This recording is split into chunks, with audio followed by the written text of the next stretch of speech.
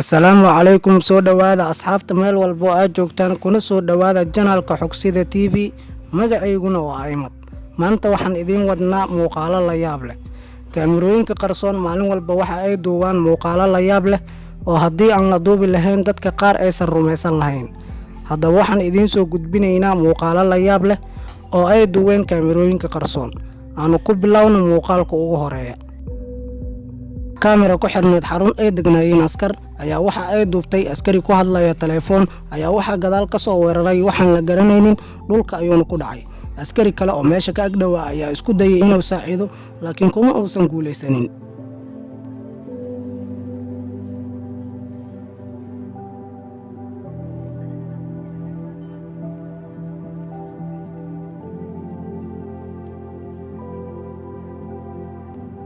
sidoo kale kaamira wadadan ku xirneed ayaa waxa ay duubtay nin mooto wata kadib sakama yar oo uga hakaday wadada inuu gooyo ayaa waxa si lama filaan ah mootada afkeeda hore uga dhacay gaari xawaare sare ku socday laakiin nasiib wanaag shakhsigii watay mootada dhibaato xooggan ma soo gaarin waa uu ka badbaaday.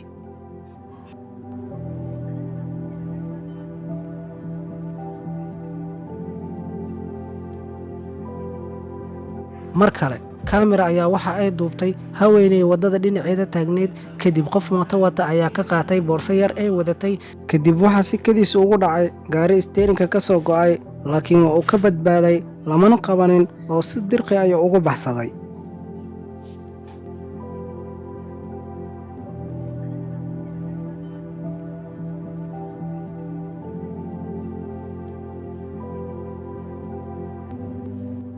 kaamira ayaa waxa ay duubtay wiil yar oo wadada orod ku gooynayay kadib qof meesha ka agdhawaa ayaa isku dayay inuu ka badbaadiyo gaari ku soo wajahnaa wiilka yar bal fiiri waxa ku dhacay.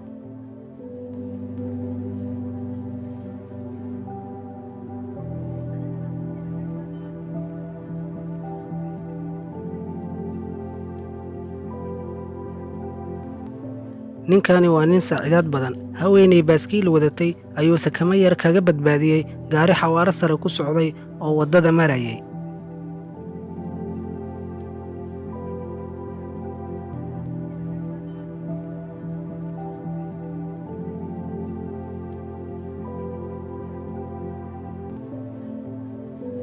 kaamira wadadan ku xirneed ayaa waxa ay duubtay guri dheedkiisa dhacay oo keligii iska dumay bal fiiri siduu u dumay.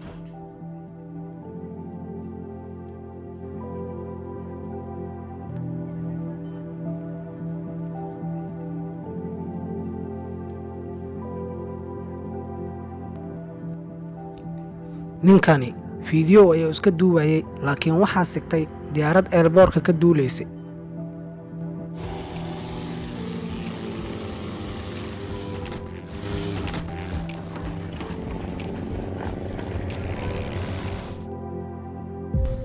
muuqaalka haddaa ka hesha lag nagu dhiirigeli haddaa ku cusub tahayna janaalkan sabskaraab noo saar.